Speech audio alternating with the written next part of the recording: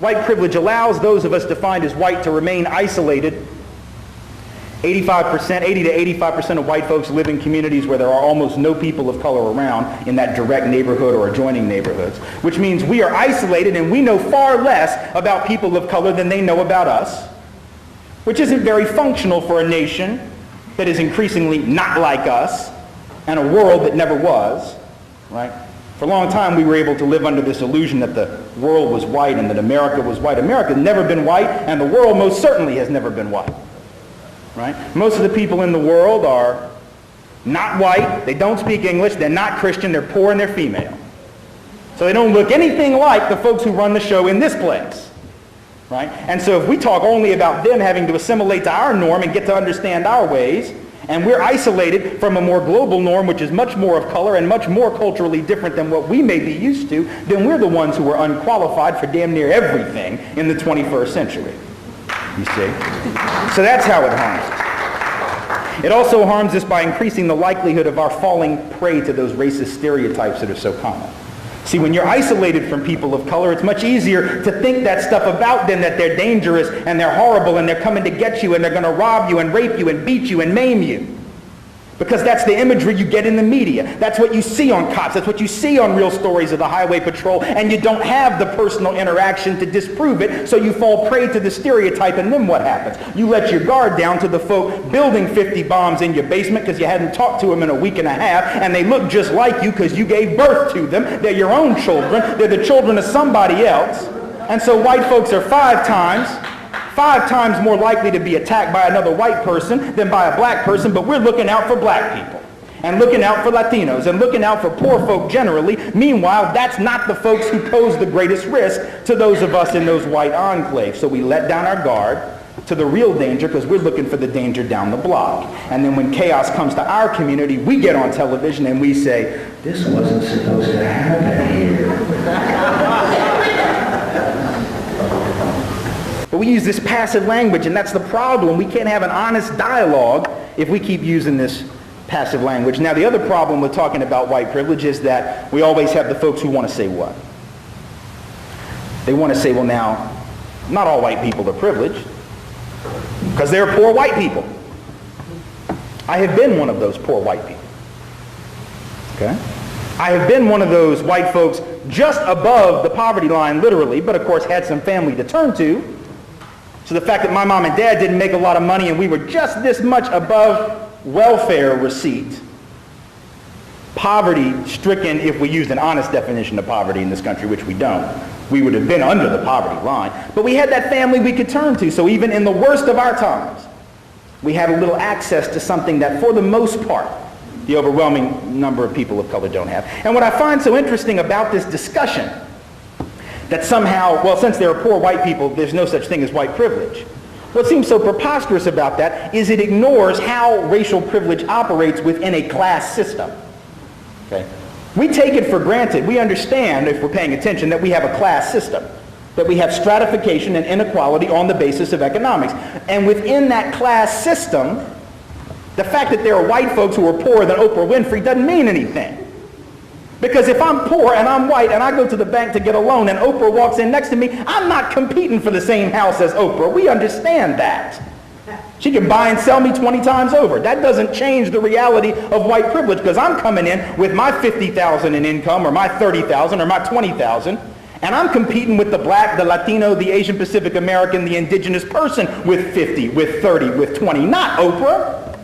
You see, within a class system, we compete against people from our own basic economic background. And that's where the racial privilege comes in at every level. And Oprah's competing with Bill Gates. And who you think wins that competition? And if Oprah goes into downtown Chicago without her makeup on to try to buy jewelry, her millions aren't going to protect her. I'll actually get the jewelry before she will. And if Tiger Woods walks on the wrong side of New York City without the Nike cap on and without flashing the smile that we all recognize, he's Amadou Diallo. Right? And so all of these folks who people trot out now to say, well, there's not racial privilege because there are these people of color, all of whom I can name, it seems. It's funny, you know. When you can name all the people that disprove the rule still stands, folks. And if you're honest, and you take it out of the racial context, this is so obvious. What I'm saying really isn't controversial if we take it out of the race context for a second and think about it in other ways. Like, for example, I think we would all probably acknowledge that to be in this country, the richest, whatever that means, most powerful, most dominant nation probably in the history of the world in some capacity, has given us as Americans or as people in this land, be they citizens or be they just folks who are living here, certain advantages, certain opportunities above the vast majority of the world's population. We're clear on that. Now, how we got all that wealth, you know, is up for dispute. Okay, but we got it. And so as a nation, we have certain privileges, certain advantages, certain one-up, if you will, on the vast majority of the people on the globe. But now, does that dispute? Of course, there are people in other parts of the globe, in other parts of the world, who are better off than some Americans. We understand that. There are people in the United States who are worse off economically in terms of their, you know, prestige and status than some people in other parts of the world. Does that mean that there isn't such a thing as American national privilege and advantage? No, it just means that as with anything, there can always be individuals who may, in some sense, go against the grain of the rule, but it doesn't disprove the rule. Similarly, there are people with a lot of money, economically privileged, and we all understand there is this thing of class privilege. There are rich folk who have miserable lives, who aren't healthy, they got all kinds of stress, they're not happy, they don't get along with their spouse, their lover, their partner, their children, their friends, they don't have any friends, they're miserable human beings. And there are some folks who are poor, who actually have lower blood pressure, are healthier, are happier. But does that mean there's not such a thing as class privilege?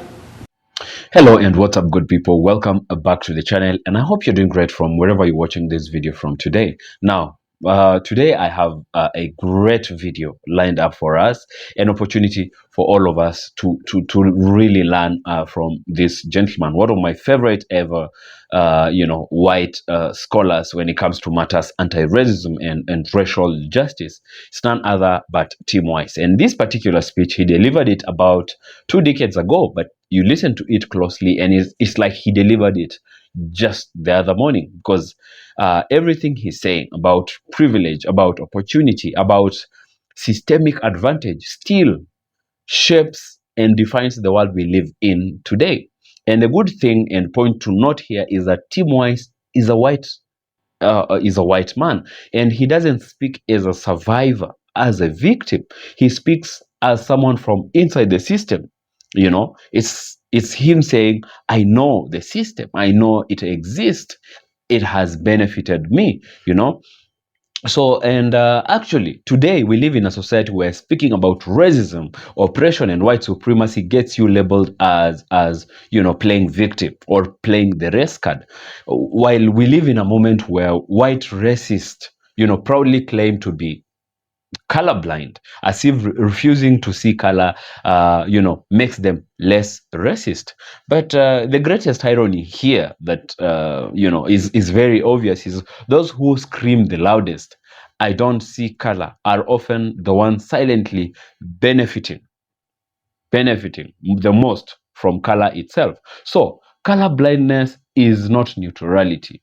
From my perspective and my understanding, color blindness is actually denial, and denial is the fuel, is the oxygen that keeps racism alive, So this topic is important now more than ever, because if you observe keenly, we are witnessing a kind of like a global push, and we are beginning to accept and normalize it, where it's a subtle but aggressive move to try and silence black people and people of color from naming and calling out a system that hurts them, and we are expected to accept the lie of meritocracy, to pretend that the playing field has always been equal or is equal today, and to act like all we need is to work hard. That is the myth of meritocracy, to get what white privilege hands out automatically. So I want us to listen to this gentleman, and at the end of this speech, I'm going to give a really good analysis and commentary to this. So see you on the other side. I'm here today because I'm good at what I do, or at least that is what folks tell me, but I'm just as much and just as importantly here today because of the topic we addressed today. I am here today not because of my good works, nor my talent, nor my charm, nor my skill at turning a phrase. I am here in large part because of this thing called white privilege. If you take out any one of the elements I have just rattled off to you, the entire house of cards would look very different. And any one of those things being removed could potentially render all of my hard work and all of my effort for naught. Because it took all of those things working in concert to create the person that I am today. I am not my own person. I am not merely an individual, despite my nation and my culture's tendency to want to make me into that. I am a product of a system of privilege in combination with hard work, but hard work is something that pretty much characterizes the entire human species. What doesn't characterize the entire human species is access to an opportunity structure which I have had for now going on 270 some odd years. And I want to dedicate what I say tonight, particularly because this is a prima alpha event. I want to dedicate the remarks and do justice and do honor to 5 people in particular whose last names I do not know. Actually, I do. They are same last name as my mother's family name, even though they were only members of the family the way an armoire or a footstool or a bed or a house or a pig or a pot or a pan were members of the family. They were members as property. Their first names are Sim, Minerva, Jenny, Jerry, and Sylvie. I do not know anything more about them, but to say that they were passed down from one generation to another generation to another generation. Them and, quote, all their further increase, end of quote. That was the way such folks' children prior to their being born were described, all their further increase. And so I hope that tonight my remarks about white privilege and my accountability for addressing this issue will extend not only to today's living descendants of those enslaved after the Ma'afa Middle Passage and this great terror that took place on this land, but indeed to that generation enslaved and owned by my family. But see, to discuss this issue of white privilege is a difficult thing for many of us who are called white to do, because it requires us to do something we definitely are not ready to do, and that is to forever abandon this silly, infantile, liberal, colorblind model of race relations in favor of something else, he said. Now, I'm going someplace that folk will not want me to go. And I did that back at MLK. Some of y'all saw it. Some of y'all were in the audience. And you know I said some things that made some people uneasy, but I said I was going to do it, so I didn't let, I telegraphed the punch. It was coming, and I'm telegraphing this one. The problem is not, or at least not exclusively, the far right. It's not ultra-conservatives. It's not neo-fascists. It's not neo-Nazis. It's not Klansmen. It's not skinheads. It is this colorblind model of race relations that says that we ought not notice people as black, as white, and all that. We ought to just all love one another, get along, hold hands, sing kumbaya. But you see, if we cannot notice color, if I'm not allowed to notice color, then I'm not going to have a very easy time understanding or acknowledging the consequences of color, as Julian Bond says. And if color has consequences, but you're telling me I can't notice them because to notice them is impolite. And to notice them is to make an issue out of something and to divide us when we ought to just be coming together. So let's be colorblind, but then see, if we're colorblind, we can't discuss white privilege because white is in the phrase. See? We can't talk about white privilege because then to do that you have to say white, and then white people go, well, now you're not being colorblind because you're noticing white. White's the one color we're not allowed to notice. It's only one we don't notice. Oh, white people don't notice it. People of color notice it. Okay. It's very opaque to people of color. But to the rest of us, those of us defined as white, we have that luxury of invisibility, and we don't like folk pointing out That there's a system of whiteness, a system of white supremacy or domination, a system of white privilege, because we take it all personally. You know, it's funny, we take it personally even though we turn around and say we're not responsible for it. We didn't set it up, we didn't create it, we didn't do it. I didn't own Sim, Minerva, Jenny, Jerry, Sylvie, and all their further increase, Tim. Your people did. I didn't do it, you see. Well, if you didn't do it and you didn't get anything from it, then why are you getting so upset when I talk about it? Just let it roll off your back, right? You don't get defensive about things that don't apply to you, but the colorblind model says we can't notice it. We can't notice who's up and who's down and ask why, you see. Because to do that requires that we notice this thing called color and the consequences of it. We can't address the inequality of white privilege if we can't address white privilege, if we can't name it, if we can't call it out. To mention it is to violate that we're all the same and we're all in this together model, but we're not. We're not. So people said, I heard after the MLK thing, folks were saying, now MLK Day, is it we're just supposed to talk about what brings us together, and this guy gets up there and he talks about all this stuff that brings us apart. Now if that's going to be our model, we can't talk about the things that divide us. Well, what does that mean? It means we can't talk about racism. Because racism doesn't bring people together. By definition, it drives people apart. So we can't talk about that because that's a downer. You know, we got to talk about ethnic food. And we got to talk about ethnic dance and ethnic clothing. And we got to talk about cultural appreciation and tolerance and loving diversity and all that good stuff, because that brings us together. Because you see, we're just all Americans, but we're not, because we haven't all been treated just like Americans, and the reason for it is this thing called white privilege. And if we don't talk about that, if we don't name whiteness, if we don't discuss it, then it becomes difficult, if not impossible, to understand where people of color are coming from when they are discussing racism. You see, because if it's opaque to them and invisible to us, because it can be, because we have that luxury of not seeing it, then when we talk with people of color, and we're white folks talking with people of color about racism, we're talking about two totally different things. Maybe 3, 4, 5, 6, 7 different things. Not talking about the same thing because we're not using the same language. So we have to name whiteness, we have to discuss it, because otherwise we're not going to really understand what people of color are talking about when they talk about the flip side of that privilege, which is what? Oppression. It's a word we don't like to use, right? We're much happier using these passive words. We love passive language. We say things like less fortunate. Right? Less fortunate. Here's fortune. Here you are, just a little bit less. We could just find you a little fortune, bring you up to here, it'd all be cool in the carpool. Right? Or underprivileged. Underprivileged. Here's privilege, here you are under it. Just find you a little privilege, bring you up to here, everything will be fine. Now where's your privilege that we're going to try and find? Now, you can't ask that. You want me to help find the privilege that the underprivileged don't have? Where is it? What's the opposite of underprivileged? Yeah, overprivileged. Now, have you ever heard that term used in polite company before?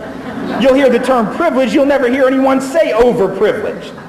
We act like the opposite of underprivileged is just privilege, but that's not true. If someone is under what they ought to be, then that's because someone else has more of what they're not supposed to have. That is the opposite, the flip side of under. So if we talk about underprivileged people, which we have no problem doing, because it's passive, it doesn't imply that anybody did anything to anybody.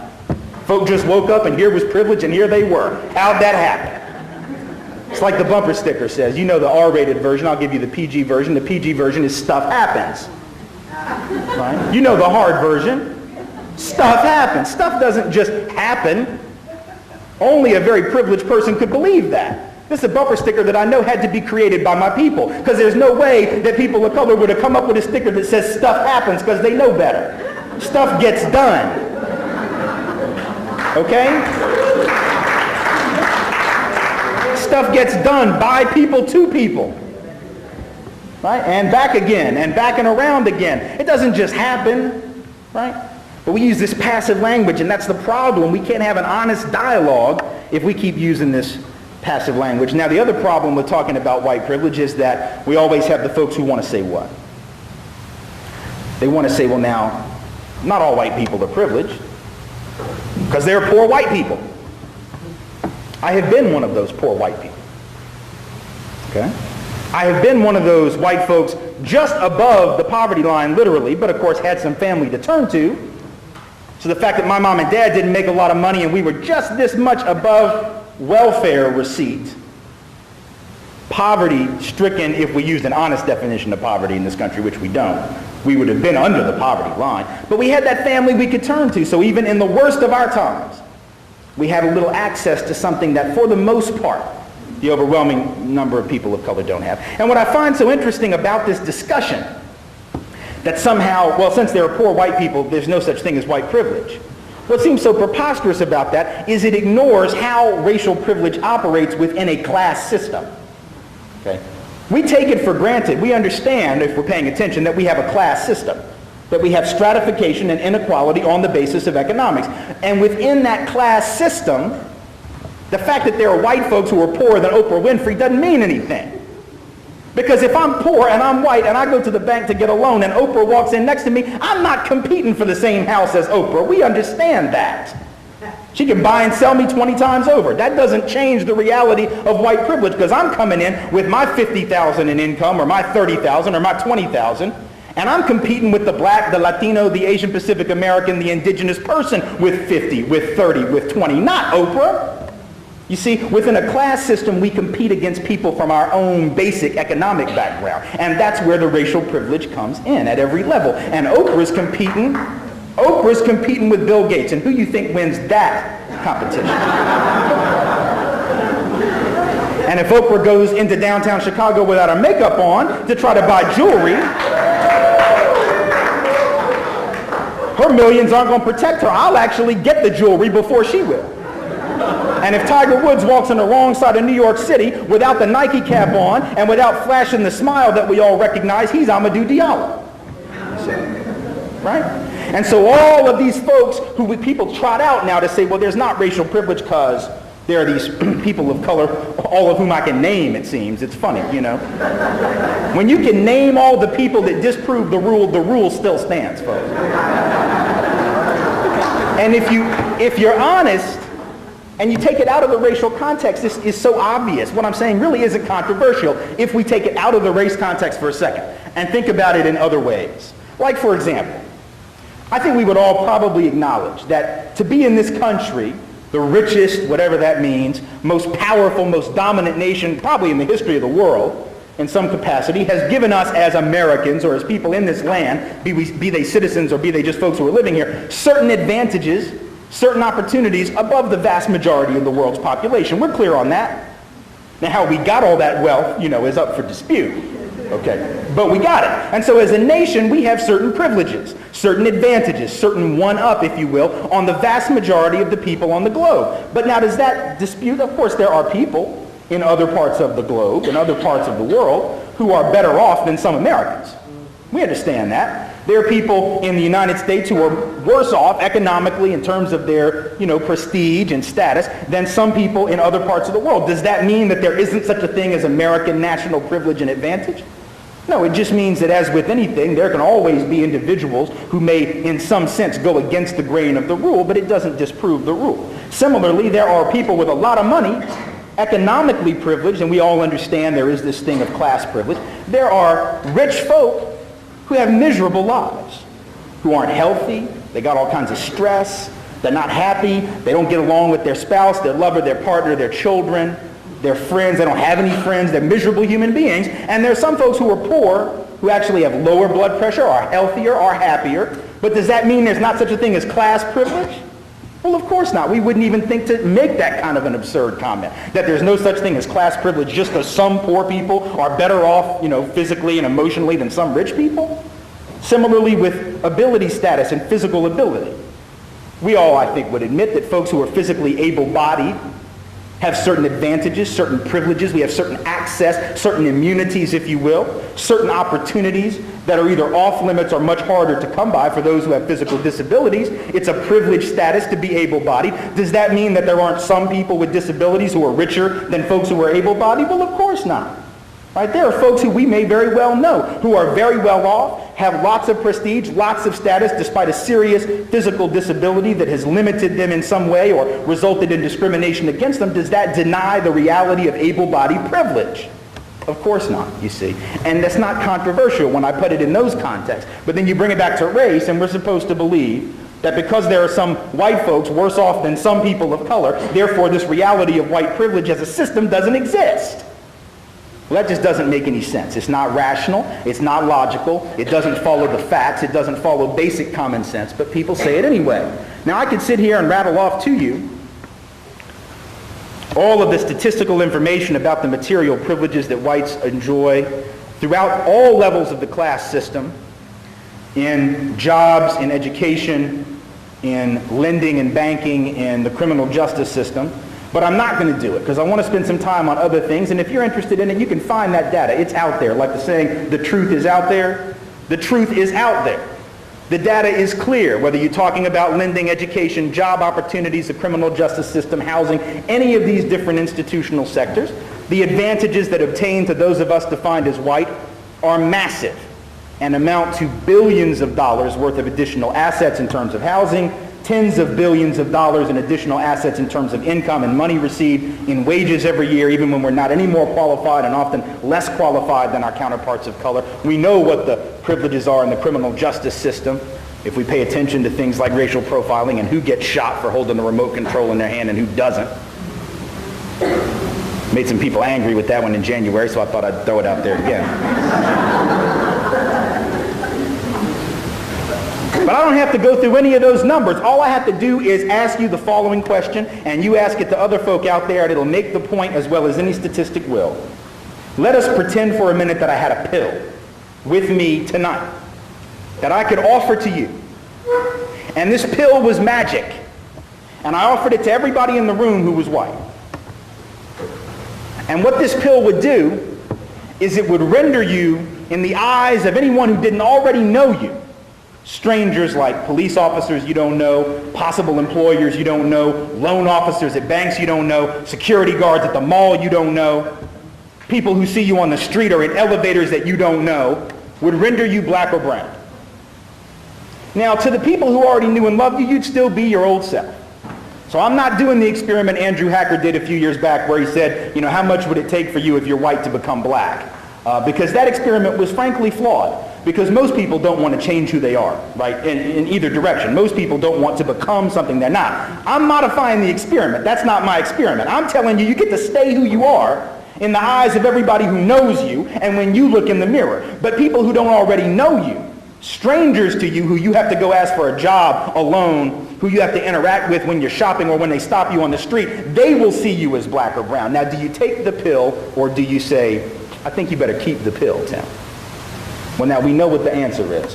There is not one of us, if we're being honest, that says, yeah, man, give me that pill. Give me all the pills you got. I want to be seen as black or brown in the eyes of law enforcement, in the eyes of bankers, in the eyes of employers, in the eyes of my teachers.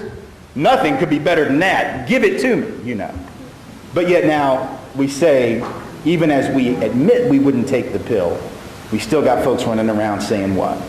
That the only real victim of discrimination today is the white male. Now, if that's true, hell, you'd want to take every pill I have, right? You would be paying the FDA to approve this pill. You would be on the internet buying it, forgetting Viagra, forgetting all these other things. You'd be buying the black and brown pill. If you really believed that the butter was on the black and brown side of the bread and that everything had flip-flopped, it's the very fact that nobody's taking the pill. And nobody's pushing for it. And you don't even have to take the pill. You can go take Sorlin, which is already available. That's what John Howard Griffith took when he wrote Black Like Me. And that'll turn you black. And you can go on out there with your black self and get all those advantages and all those goodies that they say you get when you're black nowadays. And you can leave all that whiteness behind. And I don't see folks lining up to take that pill either. Because we know, even without any statistics, without any research, without any data, all of which I could provide if I wanted to waste your time and mine, we know what the truth is. It operates invisibly to those of us who are white, even though it's opaque to people of color. And it's not just the material advantages. It's the fact that our entire mentality, those of us in the dominant group, becomes the norm, the normative mentality, the default position of the society in which we live, right? It is considered normal and regular. And so we don't have to give it a whole lot of thought. And so when something like 9/11 happens, folks can say, what? Without any sense of irony at all or misgiving, they can say two things which are stunning for how dripping they are with the condescension of white privilege. One, united we stand. Now, who is we? And how long have we been we? And when were the tryouts for this team? United who stands?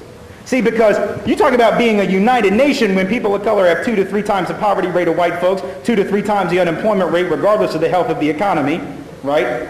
65% of all the people in jails and prisons today, black or brown, only 1/3 are white, even though 35 years ago it was the exact opposite. If we have a nation like that, and we talk about being united, then something says to me that we're just either lying to ourselves or we're just not paying attention. You see? But we say it because we can say that. Then the other one we have that was even better. Seemed like an innocuous comment, but it wasn't. And this was how it went. You heard it. After 9/11, folks said, now we know what it means to be attacked for who we are. Now we know. Naeem Akbar said it best a few months after 9/11. He said, George Bush may have discovered terrorism on September 11th. But for some people, terrorism wasn't really all that new. The only thing new about it, the only thing really new and unique about it was that it came from outside the shores of our country. For some people, for the first time. You see, it always been there in the neighborhood. Always been there in the workplace. Always been there in the jails and the prisons. Always been there in the schools. Terrorism that kills folks every bit as well and every bit as dead, albeit maybe a little more slowly and not on TV, as those who perpetrated the acts of 9/11. But we said, now we know, and that too is a position of privilege. That's what's called universalizing the particular. Taking one's particular perspective, which comes from one's particular experience, and saying that is the experience of the whole country. And so white folks can say, this is what, this is what the American experience is. Well, that's the experience of some folks.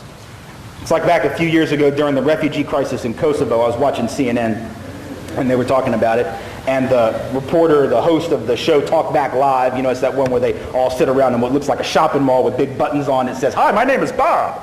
Right?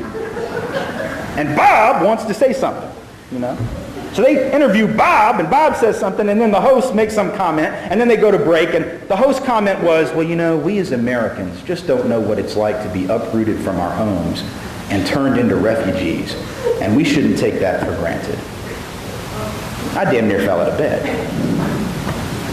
Because once again, we're using we in a very interesting way. Now, who doesn't know what it means to be uprooted?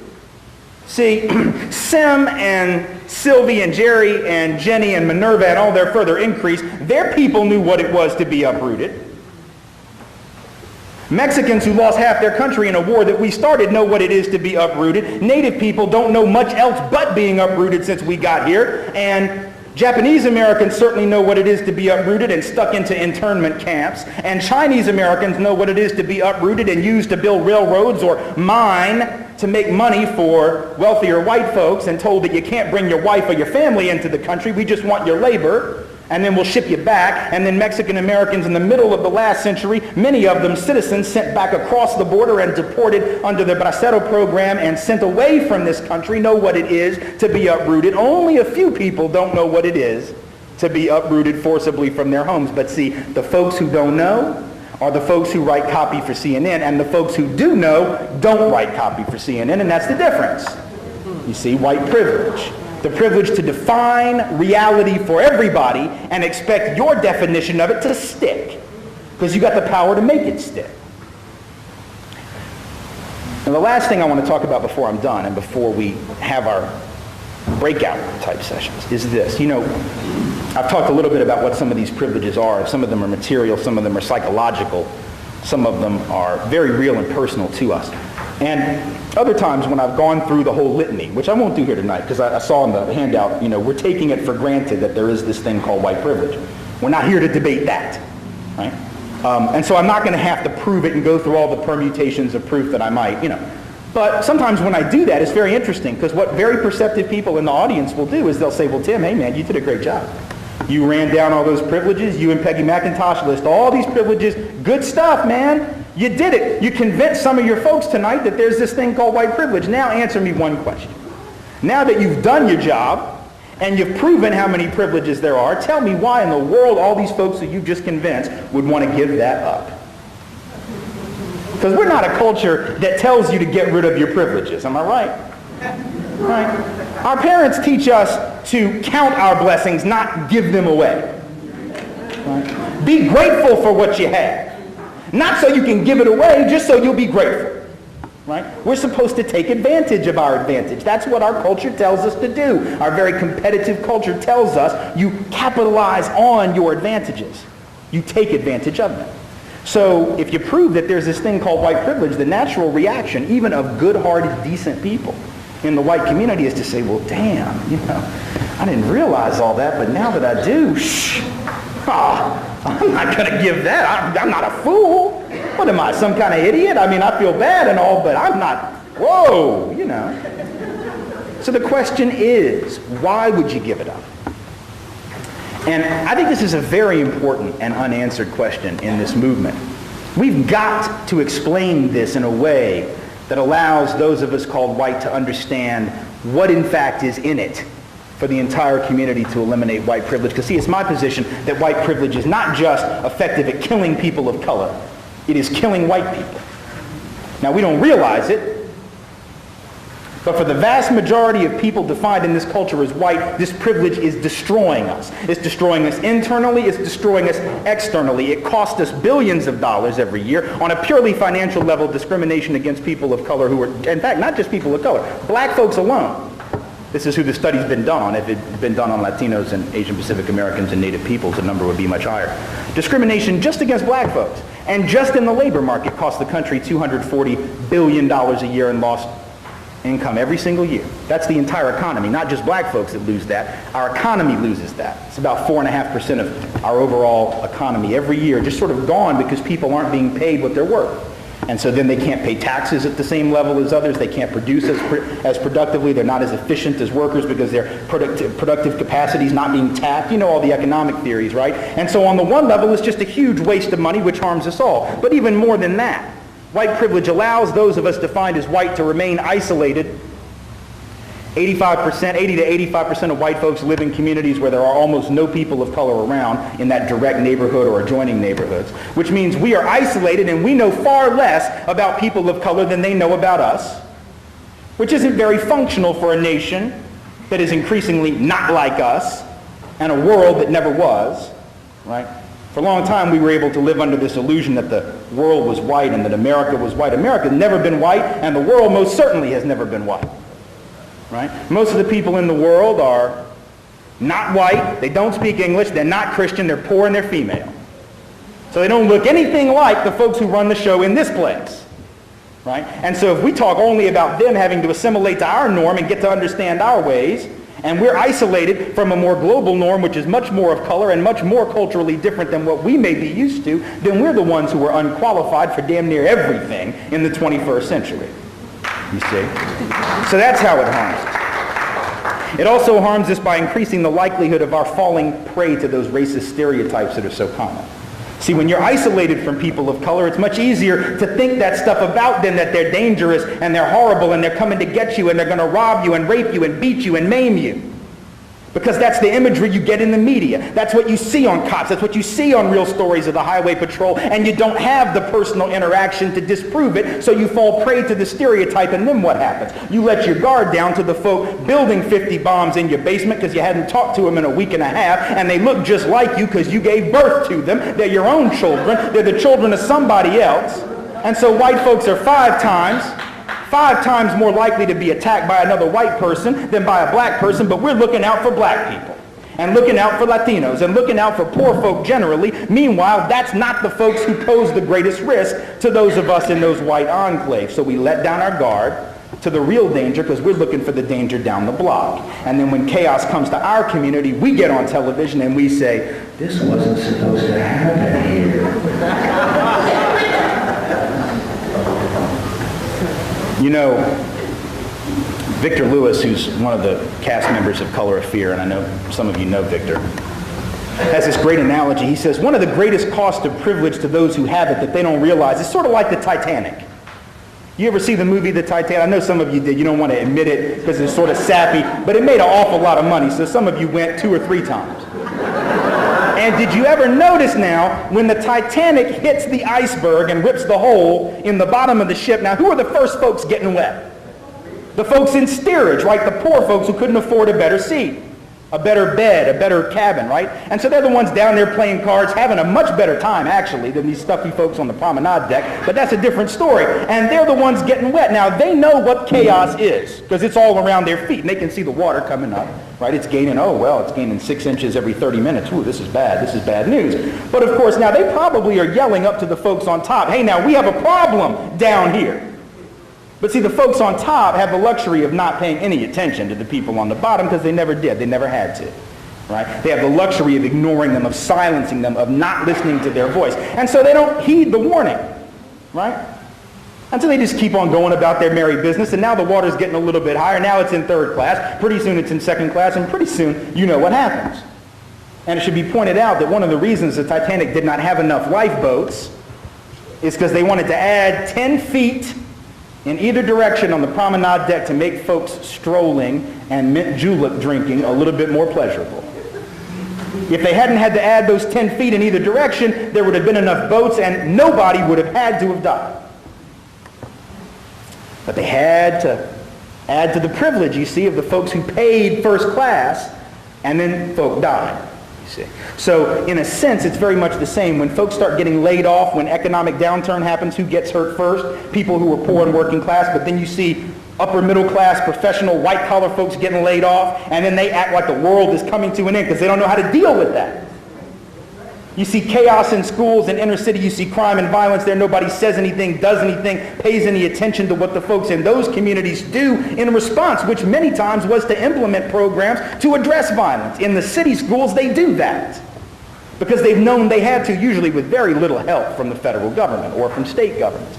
But suburban schools said, we don't have this problem. We don't have any violence to deal with. That's a problem for people over there. We don't need those programs. Y'all do what you need to do. We don't need those things over here. We don't live in Denver. We live in Littleton. Hello. We don't need those programs. We don't live in San Diego. We live in Santee. Hello. We don't live in Portland. We live in Springfield. Hello. You know, after a while, you start to get the point that the more and more you run from the problem and fall prey to these stereotypes, which is very easy to do even for good people, when you are privileged and isolated, you actually make yourself worse off. And the irony of it all is that when you're privileged, when you have advantages, whether those are class, race, gender, sexual orientation, ability status, or a combination of all of those, which is really sort of like, you know, the grand prize, when you have all those advantages, you actually, in a weird, very ironic way, set yourself up for a fall because you don't gain the coping skills that are necessary to negotiate crisis. Let me explain to you the reason you don't see people of color who deal with racism, a lot more than teasing now, a lot more than mere bullying, but who deal with racism. The reason you don't see poor people of any race who deal with poverty, much more than bullying or teasing. The reason you don't see young women who deal with sexism and sexual harassment and gendered violence. The reason you don't see gays and lesbians and bisexual and transgendered students, all of these non-dominant groups going in and popping everybody in their school with a heartbeat or walking into their workplace and killing everybody that can breathe, is because, oddly enough, when one is subjected to discrimination and one is constantly dealing with being devalued, you have 2 choices. You either learn how to cope and survive or you die. But when you're not being buffeted by oppression, when you're not being buffeted by setback, when you're not being dealt with as an inferior, when you're not being devalued, you don't have to gain those same coping skills. And you know what? 99 times out of 100, that's okay, because you're not going to need them. But it's that one time. It is that one time that you wish you had them and now you don't because you always thought it was going to go a certain way, and then you get laid off and you're 40 years old, white male, never been laid off in your life, didn't know what to make of it, and you're angry. And you're not just angry at the guy that laid you off. You're angry at everybody in the cubes next to you at work. You see? Or your girlfriend dumped you. And you don't know how to deal with it because, by God, that's not supposed to happen. You see, it's not the non-dominant group folks that go off and do the craziest stuff. Right? Oh, there's violence and and crime in poor areas, for sure. Somebody gets angry at somebody and they take that person out. It's very personal. Okay? But there's this wholesale violence. Take a gun and kill how many people you can. Right? Kill them all. Let God sort them out. Right? Right? That's an attitude, the kind of chaos that you see in these privileged spaces is over the top.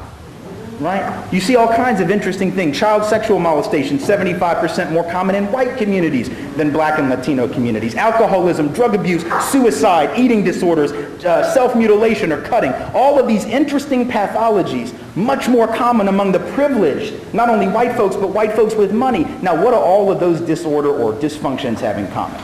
Serial killing, mass murder, sexual sadism, suicide, drug and alcohol abuse, sexual molestation, all this stuff, they're all pathologies about control. Now tell me, what people in a society are more likely to develop a pathology about control? Folks who never expected to be in control, or folks who always expected to and then found something went a little wrong in their life?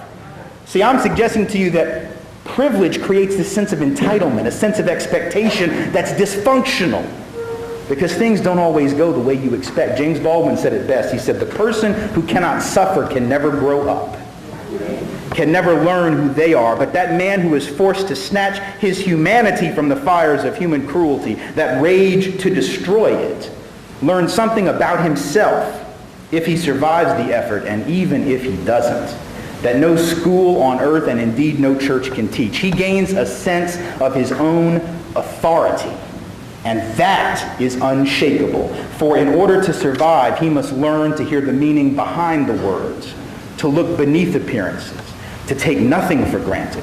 Because when one is constantly surviving the worst that life has to bring, one eventually ceases to be controlled by the fear of what life can bring.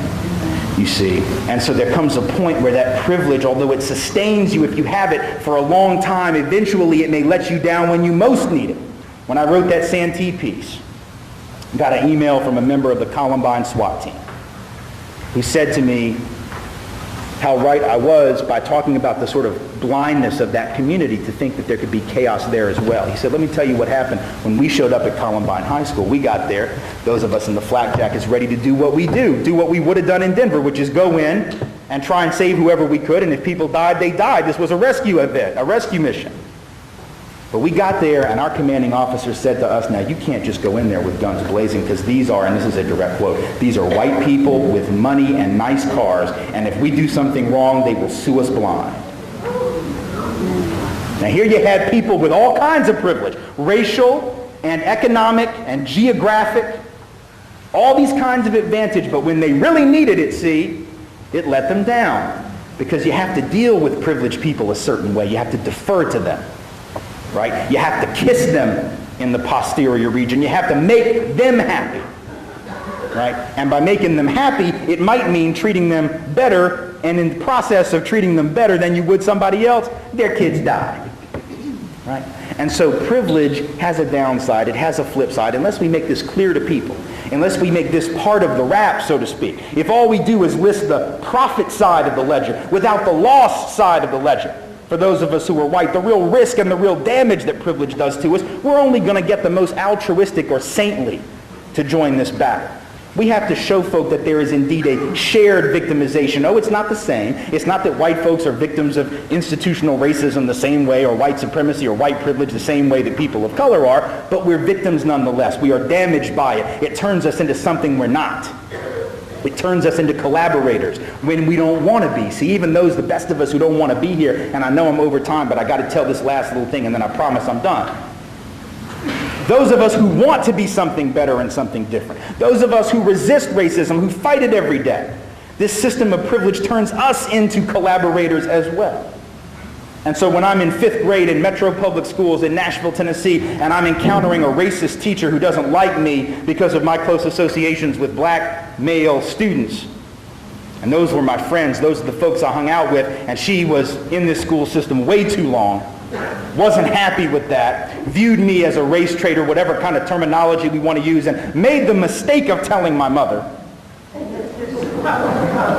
made the mistake of telling her that any white parent that sent her child to school with savages was not fit to be a parent, and my mother had her removed the next week. Now wait. Now see, it happens every time. But there's another side to the story. My mom appreciates the applause, and I'll be sure to pass it on to her. But let me suggest to you something that she didn't think of and that I didn't think of at the time. Because see, we were resisting. She was resisting, and she taught me to resist, and we had this woman removed. You can't do much more resistance than that. We got rid of her.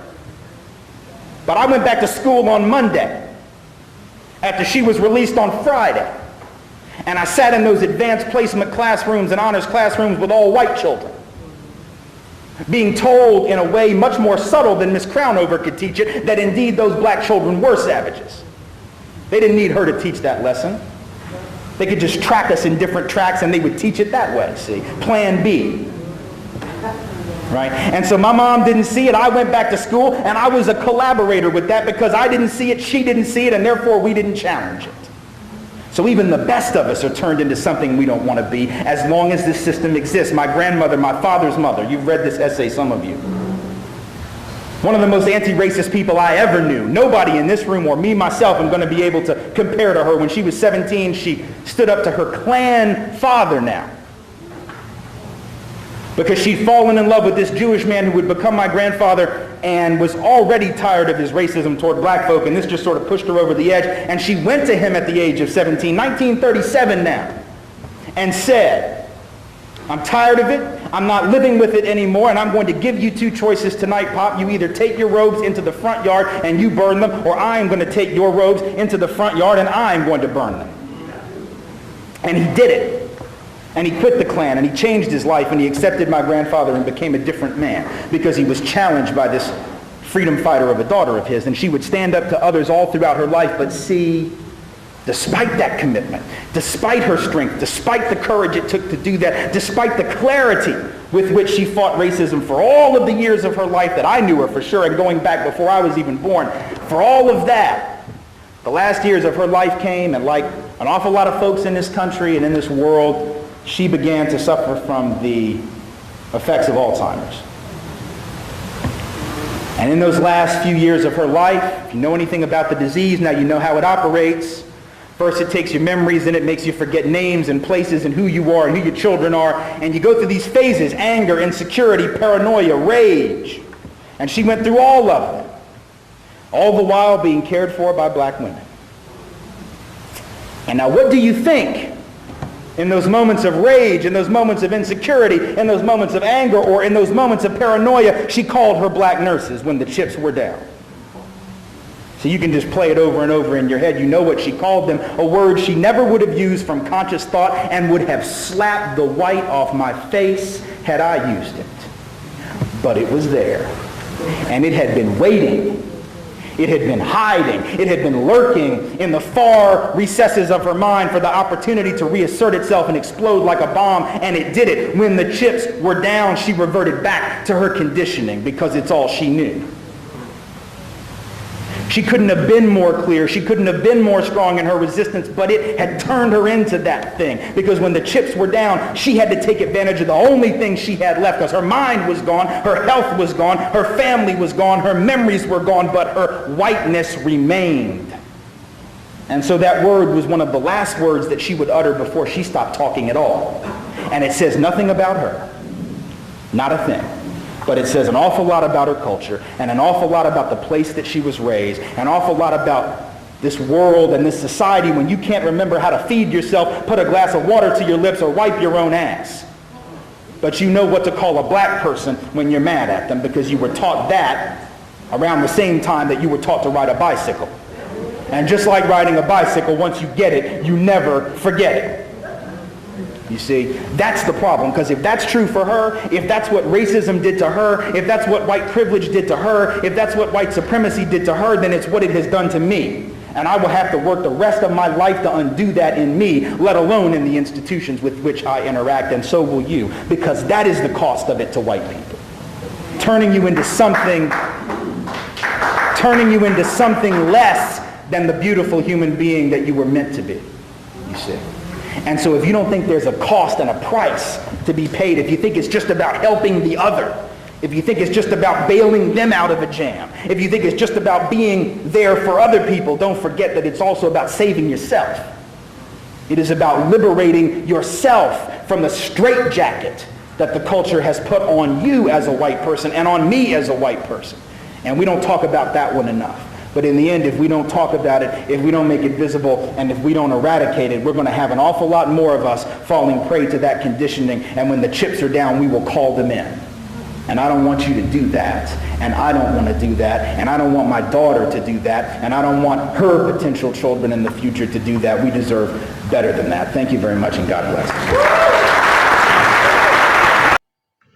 Okay, welcome back, and I hope you have listened and learned a lot from it. And Tim Wise lays this one, out with brutal clarity. And I want us to deep dive into my analysis of this situation. And the first thing that we notice from here, or we can learn from here, is that hard work is not equal to equal outcome or equal opportunity, And Tim is right. Hard work is not special. Every community works hard. Black people, indigenous people, immigrants, and the poor. These groups have worked harder than anyone to survive a system that, that was intentionally built to exclude them. So if these people survive this very particular system, it tells you automatically about their ingenuity. It tells you about their resilience and hard work. But, hard work does nothing if the door is actually locked. White privilege means that the door is never fully locked, or sometimes it is wide open for some people. Sometimes it's cracked open, but it is never really sealed close or sealed shut the way it is for Black people and people of color. So there's a big difference. It's not always about hard work. It's about hard work, which Black people are very hardworking, but a lot more than that. And the second point here is color blindness is a weapon. It's not a virtue. When someone says, I don't see color, what they're actually saying is, I refuse to see how color does shape struggle today, because the system works just fine for me. That's what that person is actually saying, basically. So they are complicit to it. Color blindness allows white racist people to ignore inequality while they are benefiting from it themselves. It's given them a guilt-free pass. It's buying them the pass or guilt-free. So it lets these people pretend racism ended because they no longer talk about it, or they force people to not talk about it, But racism doesn't need their acknowledgement to function. It only needs their silence. And silence is exactly what color blindness tries to produce. Something else is we are living through a forced silence as Black people and people of color.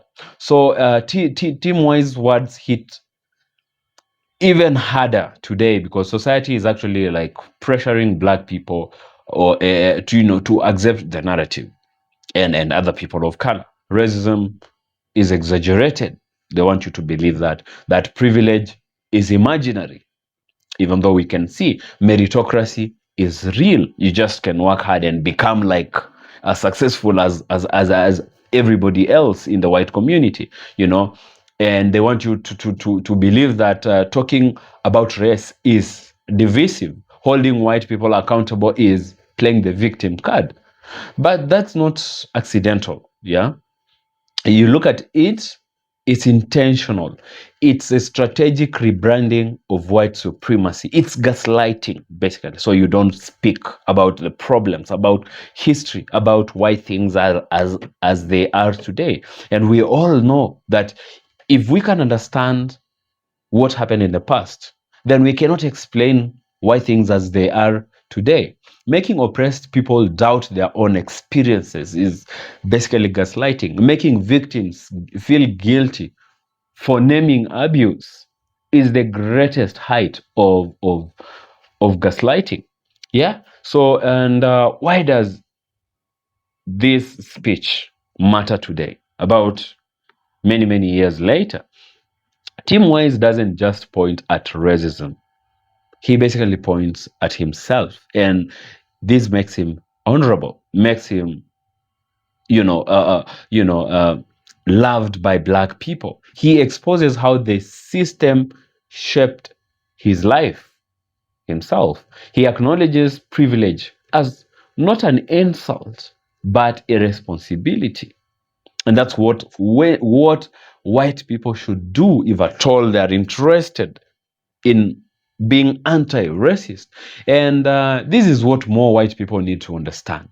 Being anti-racist is not being anti-white. It is being anti-oppression. So all white people, basically, if they are interested in being anti-oppression, if they are interested in fairness, justice, then they need to be anti-racist themselves first. Because being anti-racist is a commitment to the truth, not a war against any race, any particular race. And something else we learn from here is that privilege still shapes reality today. We can't deny. Just look around. Who gets the benefits of the doubt in most cases? Who gets hired quicker? Who gets loans easier today from banks and organizations? Whose neighborhoods in the US, for example, get funded the most? Whose mistakes are overlooked, are often forgiven? Whose history is protected? Whose fears shape public policy? Those are the questions you need to ask yourself. You don't even need academic studies. You don't need to be a researcher. It's all visible. Or when you see people that get incarcerated the most in the United States of America, it's easy to see when it comes to IMF and World Bank how much loans and at what interest rate do they advance loans to European nations compared to African nations and the Caribbeans, for example. That's why I say you don't need academic studies for this. It's visible. Anybody can see. White privilege is not a past tense phenomenon. It's the present tense architecture of society today as we speak. And people who claim to be colorblind are simply choosing not to see the blueprint. They're simply choosing to be complicit to this crime, because it is a crime. So I believe this kind of conversation must and needs to continue to happen today. The system wants black people and people of color to basically not talk about it, to stop complaining, apparently, stop questioning, stop analyzing, stop naming oppression, because they know one thing. The moment you stop naming it, you start to normalize it. And you find black people today buying the myth that they can just work hard, and the black community becomes like the white community. They didn't earn it. They stole it. And that's why Tim Wise's speech still really matters. This particular speech and many speeches of Tim Wise and a few other, white scholars like him, it's a reminder that racism did not die. It might just evolve and morph into a different outfit, but it's still the same. Privilege hasn't and never vanished. It's just repackaged into different forms. Color blindness, didn't heal anything. It tries to hide everything. So as we revisit this particular speech today, nearly 2 decades later, when it was delivered, the lesson is very simple.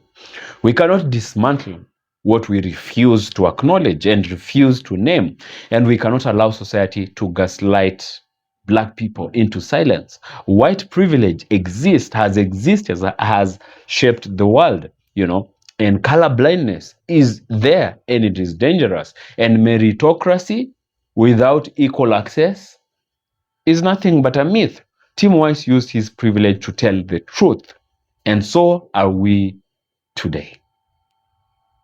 Yeah, so that's my analysis, my lesson from it. I hope you also have learned, something from the whole of this video. If you did, go ahead and share with me what you think, your comments, your opinions in the comment section below. Give this video a thumbs up and share it as well.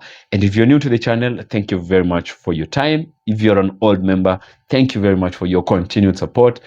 Do hit the subscribe button if you haven't, to become a part of us. So until next time, I'll see you in the next video.